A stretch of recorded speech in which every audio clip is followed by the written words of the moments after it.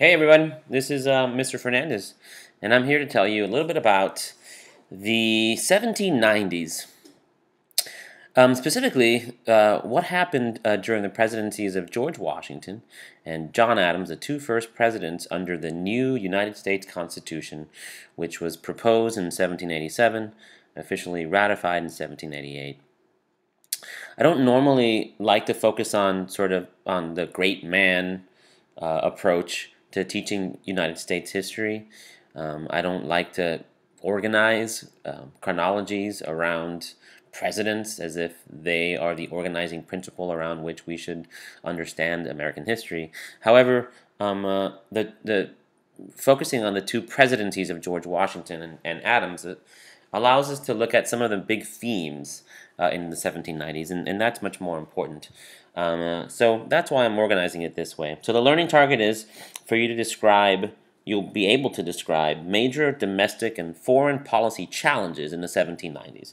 In other words, what was going on in the country, what kinds of things were happening that the country had to, especially the political system of the United States, had to deal with. The key concept that we'll be focusing on in this mini lecture is still from period 3, and it kind of goes into the aftermath of the American Revolution and the ways in which the American Revolution's democratic and republican ideals inspired new experiments with different forms of government. More specifically, the new forms of national culture and especially political institutions that developed in the aftermath of the American Revolution. So we've talked about the Articles of Confederation.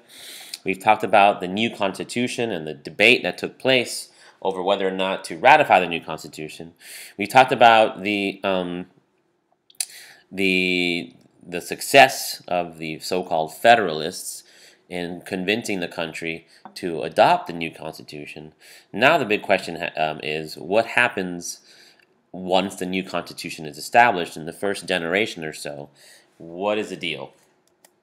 The lecture will go into several big things. We'll start with a section about the new national institutions that were established once the Constitution was ratified in 1788.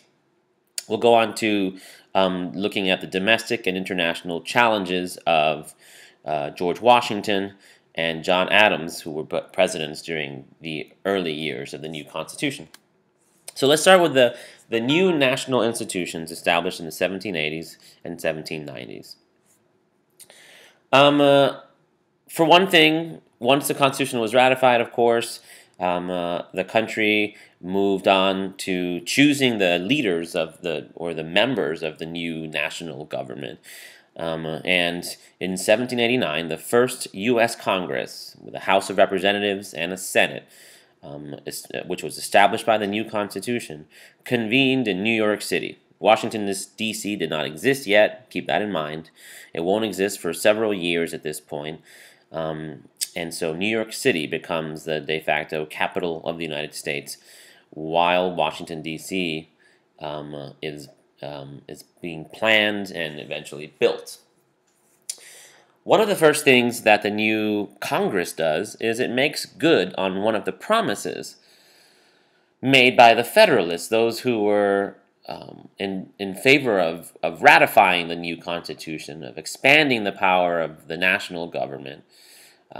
They made this promise to assuage the fears of anti-Federalists who were afraid of agreeing to having a much powerful national government, afraid of what that might mean as far as the people's rights.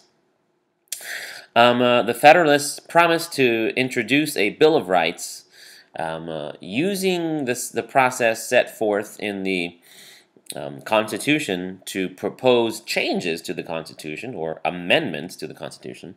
The new Congress makes good on that promise by introducing a Bill of Rights in September of 1789, formally introducing it.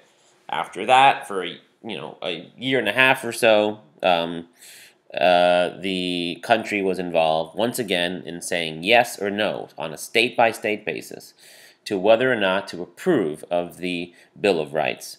The Bill of Rights is finally ratified, or officially approved by the requisite number of states in 1791, and the first 10 amendments to the Constitution are added, which protect the people's right to free speech, the right to the free exercise of religion, the freedom of the press, the right to bear arms, the protection against unlawful searches and seizures, and so on and so forth.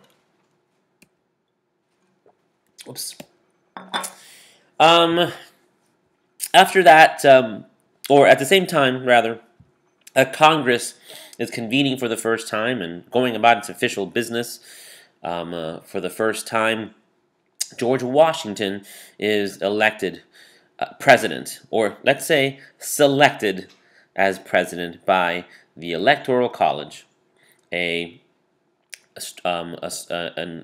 institution created by the U.S. Constitution to select the President of the United States instead of having the people vote directly for him.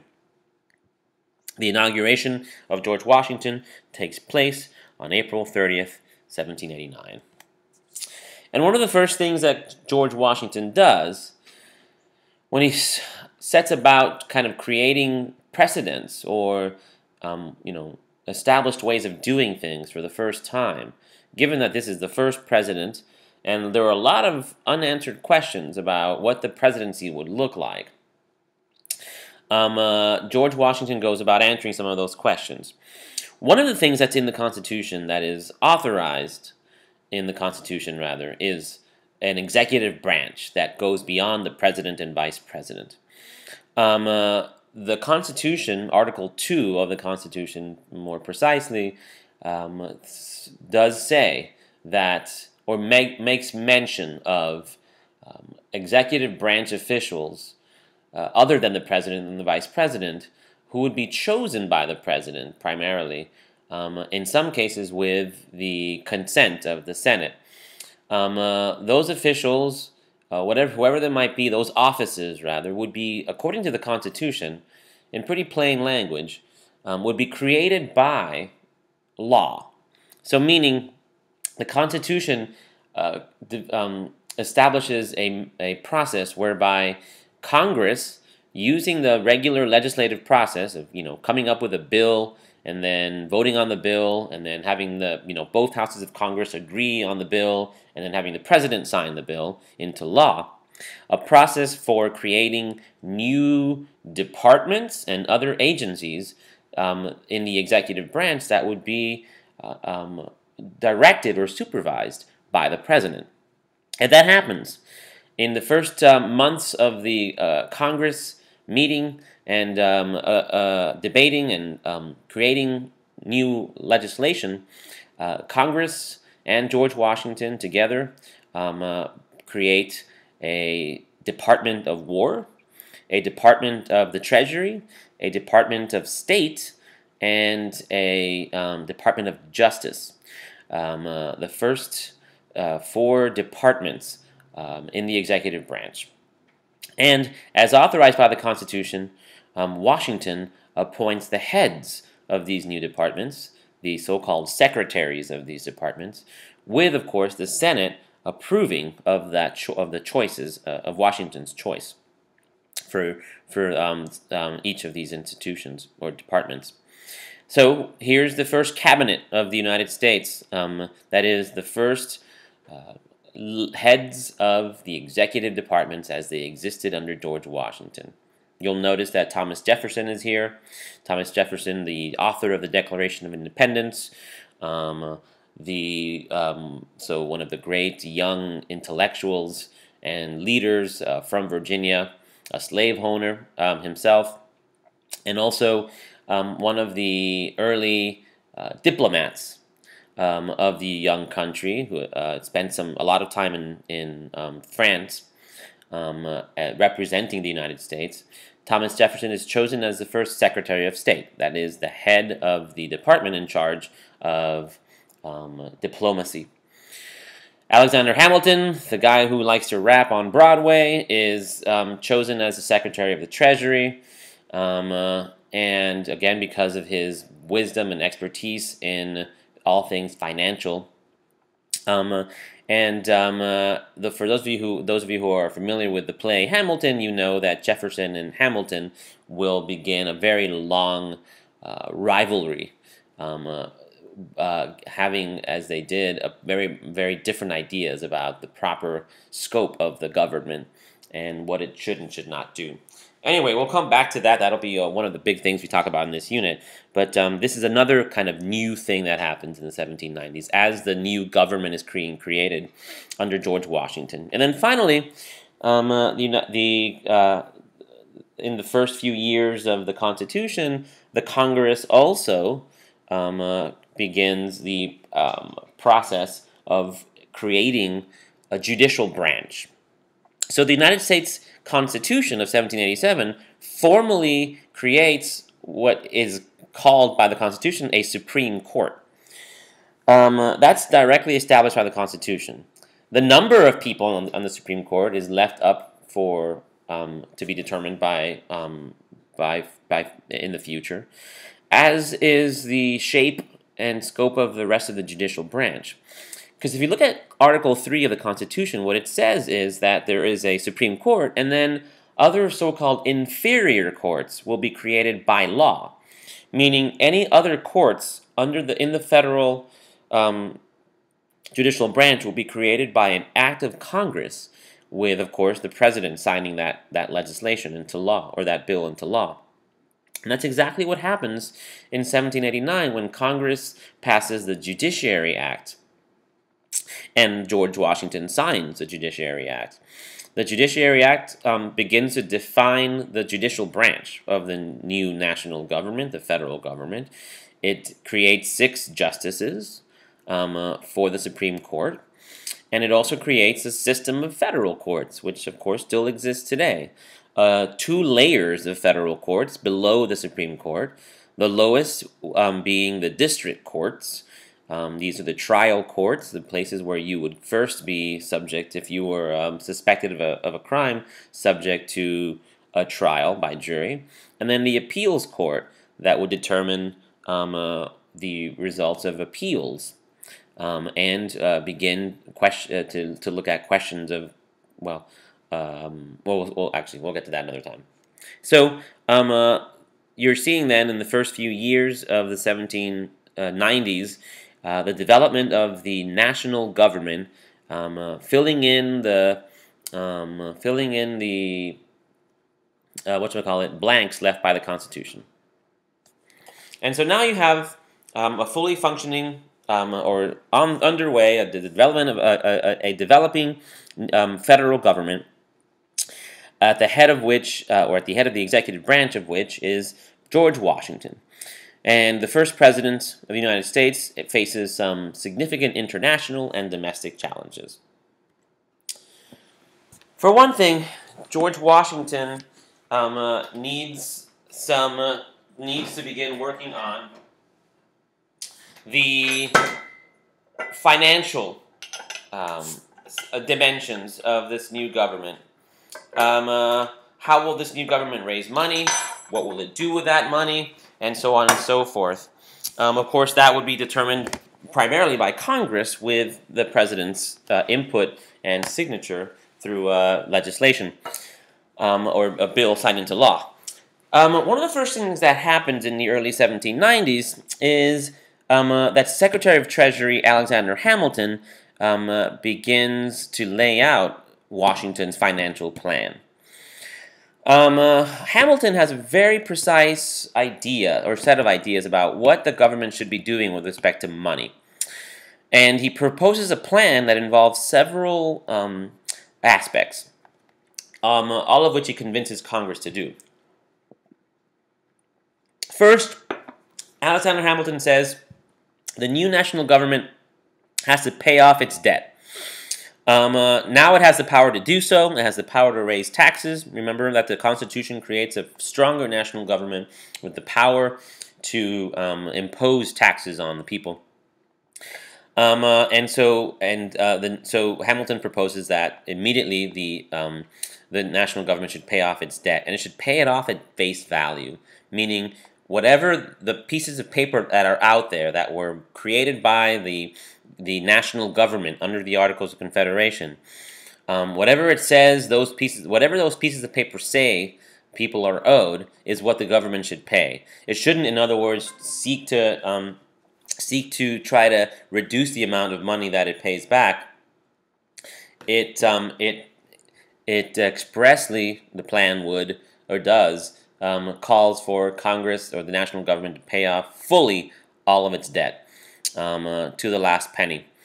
It also, the plan does, calls for the national government to pay back whatever remains of the debts incurred by the state governments. In order to pay for this, of course, the national government would have to raise some money through its power to tax. And Hamilton proposes, therefore, that the national government should impose pretty high tariffs, that is, taxes on imports, on the one hand. And these high tariffs would actually be good for a number of reasons. Not only would it allow the national government to raise money and pay back these debts, and doing so would put the national government, or would make the national government a much more respected institution or entity among those who have money and are willing to lend it. Paying back this debt by imposing a high tariff would allow the national government to ensure that it would always have a supply of money should it ever need more money. If it pays back its debt, it has a good reputation as a debtor, and therefore people are willing to loan it more money. These high tariffs, however, would also have a second and at least as important purpose, and that would be to protect American manufacturing. Americans were beginning to make things like textiles and tools and other things in the United States to replace some of the manufactured goods that were normally purchased from Britain. The high tariffs would allow American manufacturers to compete with imported goods from Britain, and that would be good, thought Hamilton, for America's very small but growing manufacturing sector. Excise taxes would be another way for the government to raise money. Excise taxes are taxes on very specific goods. So today, for example, there's an excise tax on gasoline. The federal government charges you a certain number of pennies per gallon on any gas that you buy. Back then, Hamilton proposed an excise tax on whiskey, among other things. And we'll talk about why that became a thing in just a second. And then finally, Hamilton's financial plan also creates a national bank. A national bank it becomes a very controversial thing. A national bank would be a government bank that is, well, a partly government bank that would also be owned primarily by private individuals. The national bank would be where the government puts all of its money. That's the important thing.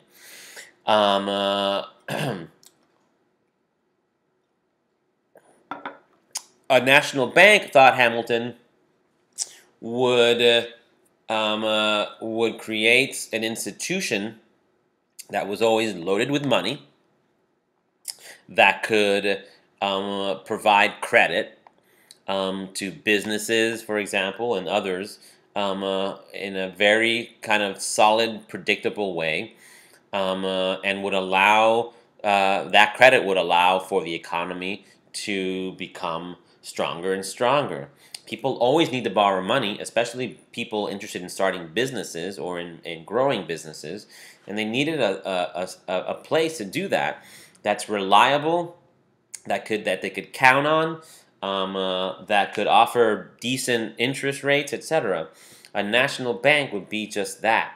The national bank would provide money primarily to banking, other banks or lending institutions in such a way that would make the flow of credit more safe and predictable and continuous in the United States. The point is that Hamilton thought this was an important thing for the government to do, for the government to have a national bank. People will disagree with him, but Congress will pass a law, the bill that establishes a national bank, and George Washington will sign it into law. And this becomes the beginning of a very long debate about whether or not the government should be in this business.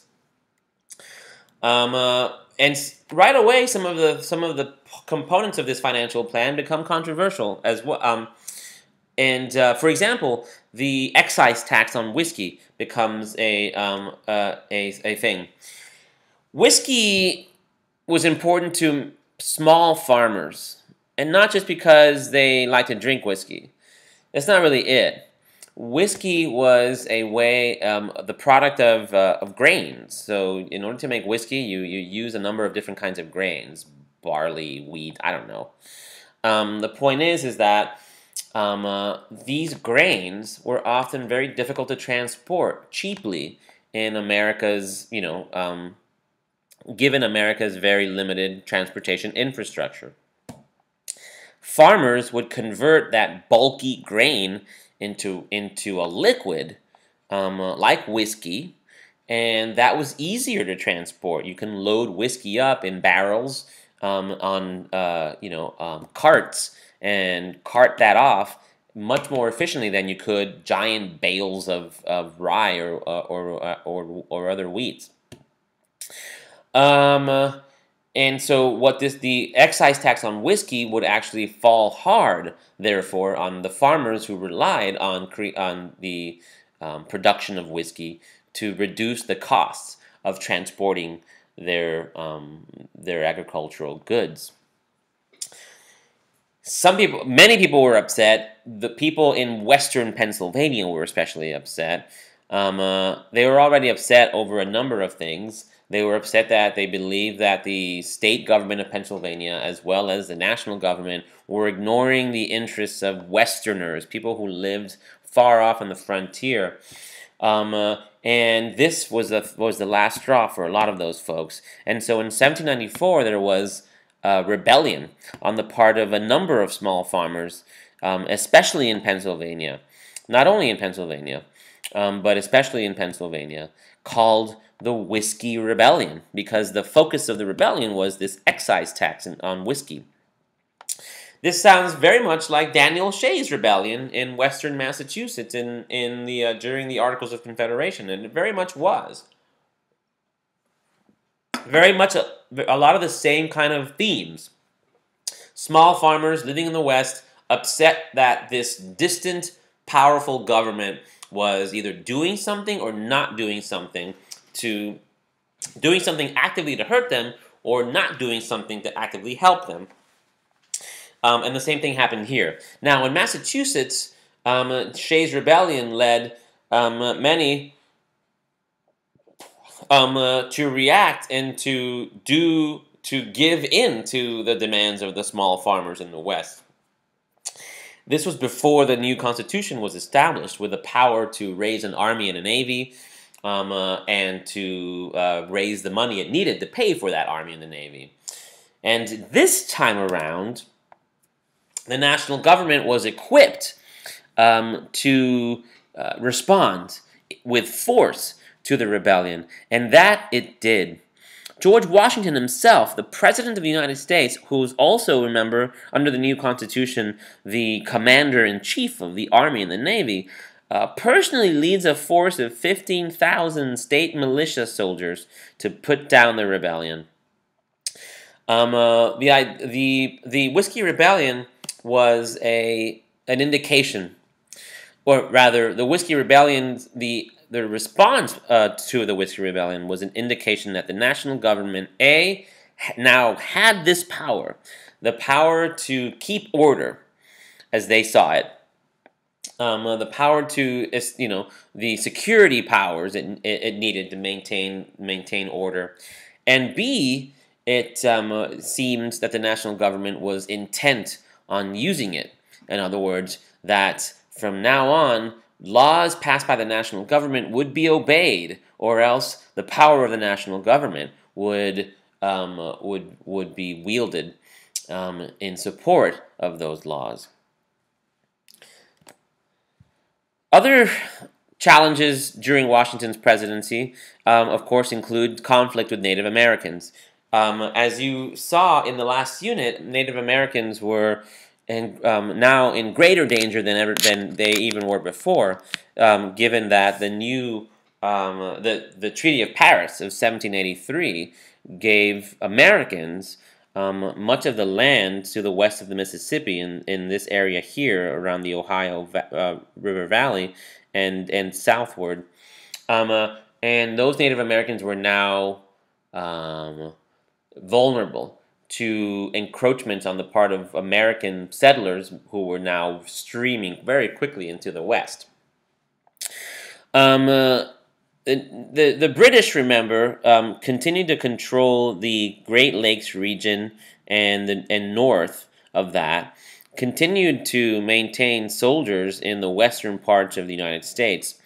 And there was this concern that the British were constantly providing Native Americans with not just the comfort of knowing that the British, who were enemies of the United States, were present in their near them or in their lands, but often the British were suspected of supplying Native Americans with weapons and other goods that they would need to resist the encroachments by American settlers into their lands. In 1794, this comes to a head with a fight between a number of Native American groups that form under the Northwest Confederacy, mostly groups in this sort of like Great Lakes region, who are defeated by the United States Army in what's called the Battle of Fallen Timbers in 1794. The U.S. government negotiates a treaty with these Native Americans in 1795, which pretty much forces them to give up most of the land that they claimed in that area and allows American settlers to stream into those lands at an even higher number than before. This is the beginning of the end of Native Americans in the western part of the United States and the beginning of a very long, continuous conflict between American settlers on the frontier, as the frontier continued to move further and further west, and Native Americans living there. And finally, of a long effort on the part of the United States government to act in support of American Western settlers to remove Native Americans from the lands that they claimed and give those lands to white Americans. Then there are the international challenges faced during Washington's presidency, the things that were happening abroad. And one of those things, of course, was the French Revolution. In 1789, France began its own revolution. The French people rose up in rebellion against the king and the aristocrats who controlled the government, beginning a long revolutionary period in France. The revolution in France was, as you saw in the last unit and during the seminar discussion, very different from the American Revolution, or at least it became very different pretty much very soon after it started. It was a popular revolution, a bloody revolution. It stood for a lot of the same ideals as the American Revolution, liberty and equality. But the revolution was very much a revolution by the masses, that is, the lower classes. And the goal of the revolution was to empower the lower classes and to disempower the rich and the elites.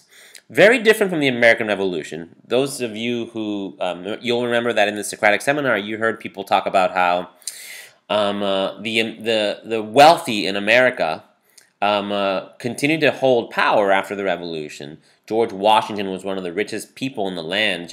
Thomas Jefferson, and all the greats from that generation were also rich and powerful. And they continued to hold power after the Revolution. The French Revolution was a revolution from the bottom up, a revolution of the masses of people against the small number of rich people that controlled pretty much all of French society. And so it caused a bit of consternation here in the United States. The wealthy here in America, George Washington, Thomas Jefferson, Alexander Hamilton and the gang, James Madison, the revolutionary generation, they were all about republicanism, which of course the French Revolution stood for. They were all about liberty, and they talked a big game about equality. But the idea of destroying an entire class, the upper class, the way that the French revolutionaries were going about doing it, scared a lot of people here in the United States. It scared George Washington, one of the richest people in the West. It scared Alexander Hamilton. Jefferson was a little bit less perturbed by it. He'd spent some time in France and was a bit more celebratory. But it wasn't enough to assuage the fears of many in American society that if people supported the French Revolution here in America, it would lead to the same kind of bottom-up revolution that Americans were hoping to avoid. Another thing that happened as a result of the French Revolution was that Great Britain very quickly declared war on France. The British, as a constitutional monarchy, were clearly, and of course, given how much the British and the French already hated each other, were not in any way eager to allow the French revolutionaries to succeed. The British believed that, as many others in Europe, believed that if the French were not suppressed, the French Revolution were not suppressed, that the whole idea of aristocracy and monarchy would be under attack all across Europe.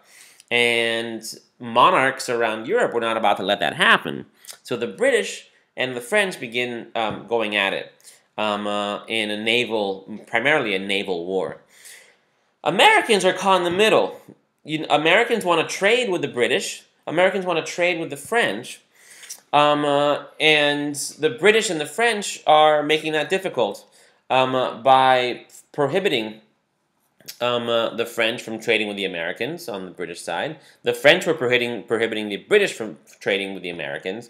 Americans were being caught in the middle of a naval war between Britain and France. So the big question was what to do. Should Americans side with the French? The French were, after all, our allies during the Revolutionary War. Jefferson believed that we owed them a debt, and we owed the government of France, whatever it became, our allegiance. Alexander Hamilton, the Secretary of Treasury, and eventually Washington, believed that actually the French government was no longer the same government with which we had created an alliance. That was the king, and the king was gone, and we didn't owe any allegiance to this new government. So when asked what to do, George Washington came up with a policy. The policy was one of neutrality. George Washington formally announces that the United States would be neutral in the war between Britain and France that began after the French Revolution.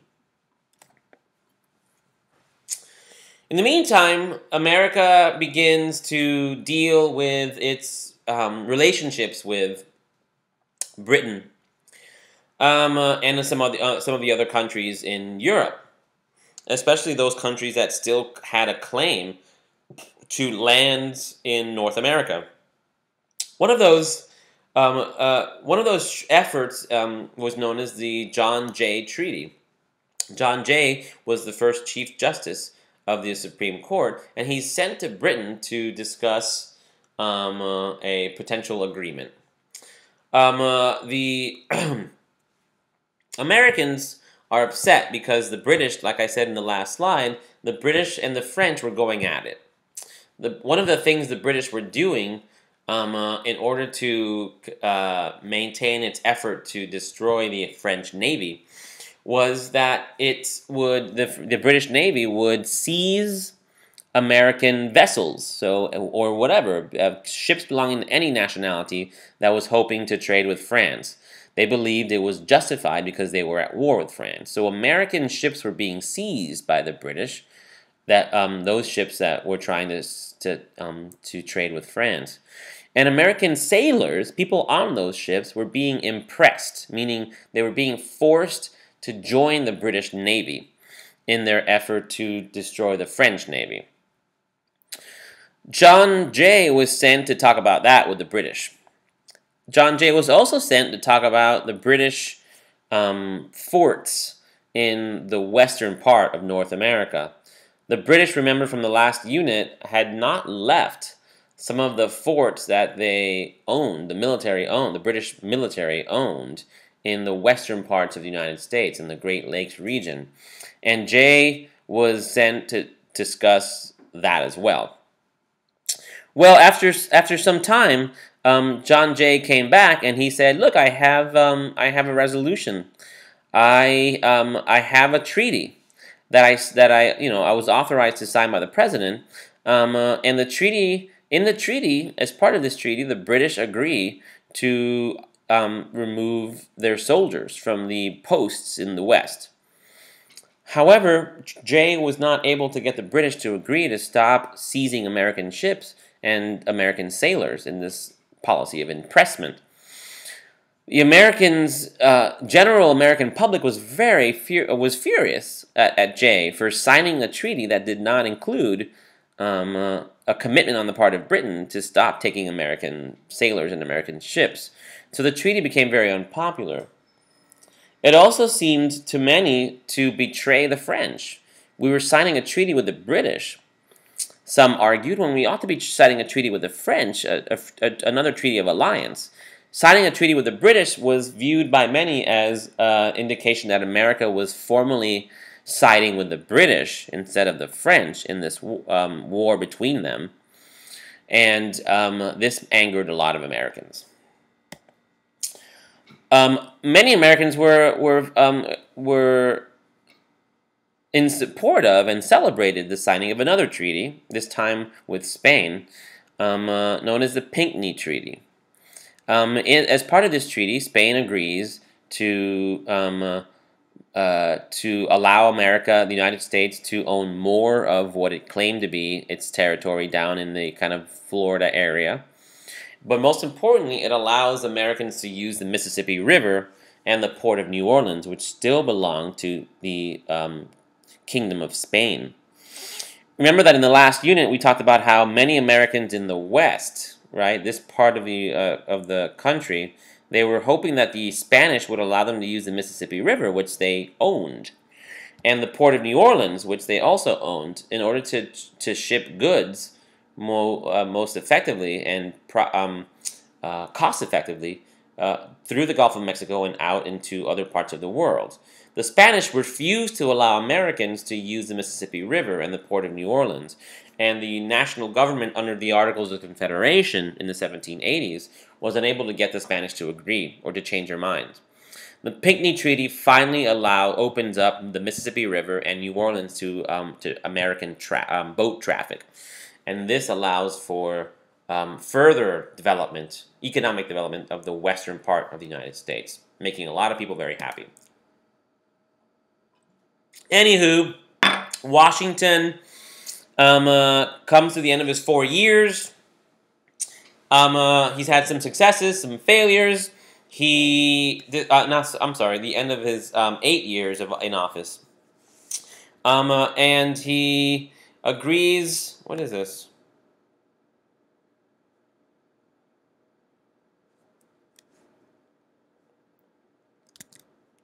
Looks like we have a video here. See what happens. Suppose that you're writing a really important email to a colleague. No. Skip this. Oh, I see. This is music. Mr. President, Oh, I see. asked to see me. I know you're busy. Would you? All right, Google this if you want Hamilton one last time. This is a if you want, this is a dramatization of George Washington's farewell address in the now famous play Hamilton. You can Google that and listen to that. It's super great. But, you know, George Washington gives a famous farewell address in 1796. His farewell address is famous because it offers Americans some advice, some of which they heed, some of which they don't at the time. In his farewell address, Washington says, number one, America, don't get involved in European affairs. Like, Europe's stupid. It's the past. It's the old world, the world of kings and aristocrats, says Washington, of constant rivalry and conflict. The British and the French, for example, or the British and the Spanish. They're always getting into wars with each other. They're always having a problem. They have old ideas. We're new, we're different, we're better.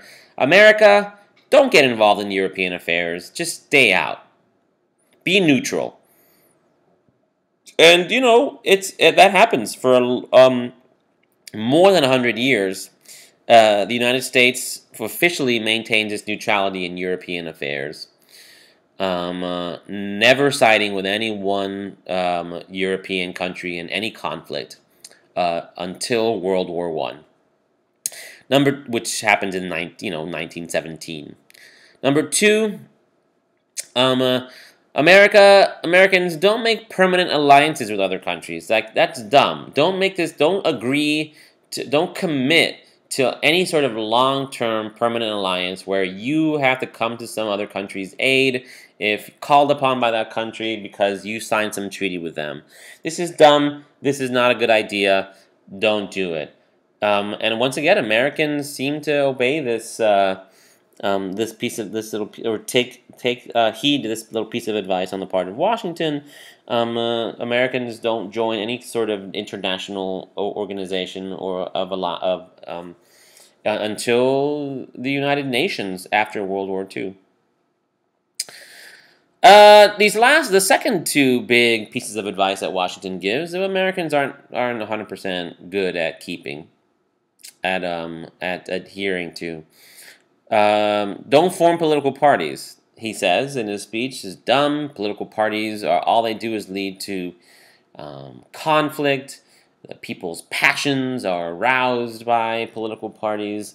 All they do, there's nothing good about them. There's no redeeming quality. So, let's just focus on the common good, what's good for the country, and forget creating political parties. They're dumb. Well, as you'll see later on early on in this unit, Americans create political parties pretty much right away. In fact, the first two political parties are created by the two people in his cabinet, Alexander Hamilton and Thomas Jefferson, we'll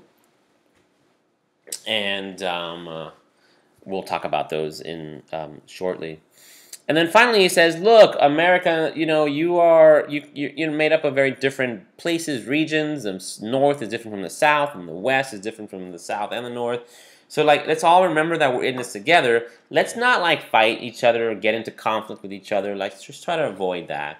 And obviously that didn't work out either. Anyway, Washington steps down, and there's another election, or electoral college meets once again to decide on a president, and John Adams wins the presidency in 1796 and becomes president. You should read about this interesting, funky election of 1796. It's good trivia, but it's not really important for our sake. And John Adams also, like Washington, faces some significant international and domestic challenges. Starting with the international challenges, And continuing the story I was telling before, under Washington, the United States under Adams has to deal has to continue to deal with the fact that France and Great Britain are at war with each other. Remember that under the Jay Treaty, the United States signed a treaty with Great Britain that resolved a number of issues and allowed Americans to kind of trade with the British. The French, they see the treaty as a violation of American neutrality. So George Washington had said that America would be neutral in this conflict between France and Britain. The French think that's baloney because Americans are signing treaties with Great Britain. That doesn't seem neutral at all. So the French begin their policy of seizing American merchant ships as they tried to trade with Great Britain. And so once again, Americans are caught in the middle between the British and the French, who are fighting each other and trying to prevent each other from trading with America or anybody else. Americans are starting to get pissed about this, and the general American public is calling for a war against France, or at least a lot of Americans are.